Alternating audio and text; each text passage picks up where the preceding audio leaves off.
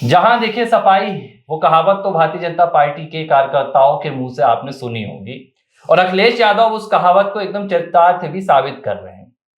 वो दो आरोपी जिनके खिलाफ लड़कियों को छेड़ने का आरोप था, जिनके खिलाफ अपनी जाति छुपाकर छलावा करने का आरोप था, जिनके खिलाफ धार्मिक भावनाओं को भड़काने का आरोप था, अखिलेश यादव ने उन्हीं दो आरोपियों को बकायदा सपा कार्यालय बुलाया, उनका सम्मान किया, उनका मान बढ़ाया और फिर उनके मुंह से कथा भी सुनी। जब अखिलेश यादव उत्तर प्रदेश के लखनऊ में अपने समाजवादी पार्टी के मुख्यालय में ये सब कुछ कर रहे थे, तो लोगों को कभी मुलायम सिंह यादव की कही गई वो बात याद आ गई, जिसमें उन्होंने कहा था कि लड़के हैं, गलती हो जाती है। वो और कहा भी जाता है ना कि पिता की दी गई सीख को बेटा ही आगे बढ़ाता है। तो शायद आज अखिलेश यादव अपने पिता की दी गई उसी सीख को आगे बढ़ा रहे हैं। अगर ये कहेंगे हम तो शायद गलत नहीं होगा, क्योंकि जिस मुकुटमणि यादव और संत यादव के खिलाफ लड़की छेड़ने के आरोपों में एफआईआर दर्ज हुई है, धोखाधड़ी के मामले में एफआईआर दर्ज हुई है, अखिलेश यादव ने उसी दोनों आरोपियों का सम्मान कर दिया। शायद थोड़ी देर रुक जाते, लेकिन अखिलेश यादव को लगा कि भैया जाति का हमारा जो समीकरण है वो मजबूत हो रहा है, पीडीए के पहिए में रफ्तार मिलेगी, तो बुला लिया सपा कार्यालय में। यादव था सरनेम, तो सोचे चलो भैया ओबीसी का वोट बैंक भी अपना मजबूत होगा, लेकिन फिर बड़ी चूक कर गए। मैं आपको बताता हूँ कि जितना मेरा अनुभव है, मैं ये मानता हूँ कि 75% SC ST के जो मामले लगाए जाते हैं वो झूठे ही पाए जाते हैं। आप कोर्ट में अगर पहुँचेंगे तो ठीक है, साबित ही नहीं हो पाता है। तो आप अगर किसी भी घटना को जातिगत रूप से लेकर आना चाहते हैं तो उसमें आपको बेहद सतर्कता का परिचय देना होगा। इस घटना के बारे में मैं आपको पहले ही बता रहा था कि 2 आधार कार्ड पाए गए थे, जिसमें एक अग्निहोत्री था, एक यादव था, लिखा था एक ही व्यक्ति की, फ़ोटो एक थी, अलग-अलग पते थे।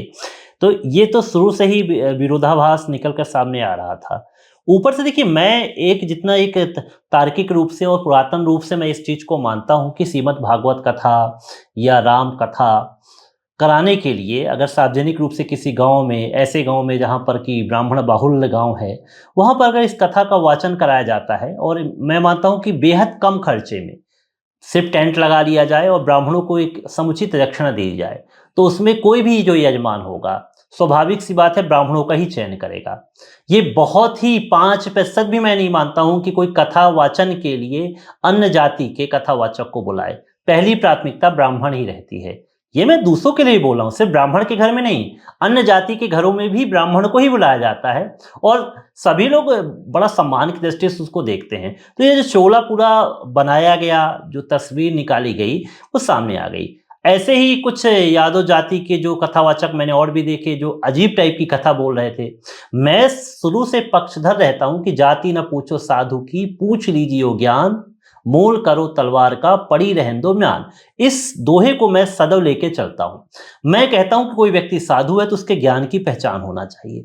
मैं कहता हूं वो कथावाचक थे तो उन्होंने उस कथा का वाचन करना कहां से सीखा, किस गुरु के सानिध्य में उन्होंने पढ़ाई की, क्या वो शास्त्री थे, क्या वो संस्कृत में आचार्य थे, कहाँ से उन्होंने पाठ संस्कृत पढ़ी, वेद पढ़े, ये तमाम चीजों का होना जरूरी है। अच्छा चलिए, ये चीजें तो किस्से किस्से कहानियां सुनाना एक अलग मुद्दा है और एक कथा सुनाना, रामचरितमानस की कथा सुनाना अलग है, श्रीमद् भागवत की कथा सुनाना अलग है, और नॉर्मल किस्से कहानियां सुनाने को हम उसको भागवत कथा नहीं करते। देखिए, ये तो चर्चा निकल कर पहले ही सामने आ गई थी कि ये जो कुछ हो रहा है वो गलत हो रहा है। लेकिन यहाँ पर एक चीज देखने के लिए मिली कि जब पहले ये घटना सामने आई इटावा से, तो सबसे पहले योगी सरकार ने उन लोगों के खिलाफ सबसे पहले एक्शन लिया जिन्होंने मारपीट की थी, जो ब्राह्मण परिवार था। तो अखिलेश यादव कूद पड़े। अखिलेश यादव को वो जातिवाद का जो पूरा खेल है, जिस समीकरण को लेकर अखिलेश यादव 27 में सत्ताधीश बनने का ख्वाब देख रहे हैं, जिस समीकरण को लेकर अखिलेश यादव को 2027 में उत्तर प्रदेश विधानसभा चुनाव की कुर्सी नजर आ रही है, वो कूद गए। ना आओ देखा ना ताओ देखा। वो कहावत भी है, सपाई जहां देख लेते हैं कि भैया मुद्दा है, कूद पड़ते हैं। अब अखिलेश यादव ने क्या रंग दे दिया कि भैया यादव थे, कथा बाच रहे थे, तो इसलिए उनके साथ पिटाई हुई। 2-3 दिन रुक जाते। अब जो मामला निकल कर आया वो क्या बता रहा है कि ये जो कथा हुई थी, जयप्रकाश तिवारी के घर में हुई थी, इटावा के एक गांव में। जयप्रकाश तिवारी की पत्नी है रेणु तिवारी, उनके साथ इन दोनों कथावाचकों ने छेड़खानी करने की कोशिश की, छेड़खानी की, जिसके बाद ये पूरा मामला सामने आया। जब लोगों ने देखा, गांव के ब्राह्मण परिवार ने, कि भाई ये कथावाचक होकर ऐसी हरकतें कर रहे हैं, असामाजिक हरकत कर रहे हैं, तो उन्होंने उनकी पिटाई लगा दी। पिटाई लगा दी तो दो चार बातें और निकलकर सामने आई। आधार कार्ड देखा तो पता चला तो ये ब्राह्मण ही नहीं है, ये तो मुकुटमणि यादव निकले और संत यादव निकले। इसके बाद मामला सोशल मीडिया में पहुंच गया और विपक्ष ने इसे जातिवाद का चोला पहना दिया। हुआ क्या कि जिन्होंने पिटाई की उन्हें आरोपी बनाकर उनके खिलाफ मामला दर्ज कर लिया गया, पुलिस पकड़ कर ले गई, गिरफ्तारी भी हो अरे गई। गलती तो इसमें अखिलेश यादव की है कि सोचे समझे सिर्फ यादव का चोला चढ़ा दिया। अरे भाई उन यादवों से पूछो जिसके घर में ब्राह्मण जाते हैं और ब्राह्मणों को ससम्मान वो बुलाते हैं। आप एक यादव घटिया हरकत करता है उसके चक्कर में पूरे यादवों को आप जोड़ देते हैं उसमें। अरे क्या बात करते हो कि यादव योग्य नहीं है? यादव योग्य है, कथा कर सकते हैं, कथा का वाचन कर सकते हैं, बहुत ज्यादा ज्ञान रखते हैं, ऐसा मैं बिल्कुल नहीं बोलता हूं, लेकिन इनके जैसे तो नहीं होते मुकुटमणि। अरे अगर आप यदुवंशी हो तो आप यादव को अपना नाम बताओ ना कि मैं यदुवंशी हूं, क्या बुराई है उसमें? एक अच्छे कुल से आप ताल्लुक रखते हो। ब्राह्मण का आधार कार्ड रखने की क्या जरूरत थी आपको? आप ब्राह्मण का रूप धारण करने की क्या बात करते हो? हमारे यहाँ तो अनंत काल से हम लोग कथा किसी से भी सुनते, ज्ञान की बातें किसी से सुनने में क्या कोई बुराई नहीं है। अगर पड़ोस में कोई यादव रहता है, अगर कोई ज्ञान की बातें भगवान की कथा बोलने लगता है तो ब्राह्मण भी उसकी कथा सुनने के लिए तैयार हो जाता है। ज्ञान सब जगह से अर्जित करना चाहिए, लेकिन आपको तो राजनीति करनी है। आपको तो लगता है कि ब्राह्मण ने यादवों को कथा करने से रोक दिया। अरे हम किसी को नहीं रोकते हैं, ज्ञान पर सबका अधिकार है। अगर ऐसा होता तो जो ब्राह्मण टीचर होते हैं वो यादव को पढ़ाते ही नहीं, संस्कृत पढ़ाते ही नहीं। वो तो विवेक भाई वो बात तो खैर ठीक है, ये देश जो है वो रैदास और रहीम को पूजने वाला देश है, तो खैर वो तो विषय ही नहीं है कि किस जाति के होना चाहिए क्या नहीं होना चाहिए। मुद्दा ये है कि अखिलेश क्या कर रहे थे। अखिलेश यादव ने एक ऐसे मुद्दे को लेकर राजनीति कर दी जिसमें वो बुरी तरह फंस गए हैं। 4 दिन के बाद ये मामला निकलकर सामने आया कि जो आरोप लगे थे वो उल्टे साबित हो गए। छेड़खानी करने वाले लोगों का आप सम्मान कर रहे हैं। और आप देखिए, ये सपा की आदत रही है। समाजवादी पार्टी और अखिलेश यादव कभी भी ऐसे आरोपियों का विरोध नहीं करते हैं। पिछले कई मामले सामने आए, चाहे अयोध्या का मामला हो या कन्नौज का मामला हो, जो रेप के मामले निकलकर सामने आए, अखिलेश यादव ने आज तक उन मामलों में खुलकर नहीं बोला। और यहां पर अखिलेश यादव प्रभुत्वशाली वर्ग, ब्राह्मण वर्ग, सबको एक एक कर निशाना साधते गए कि भैया वोट बैंक मजबूत होगा।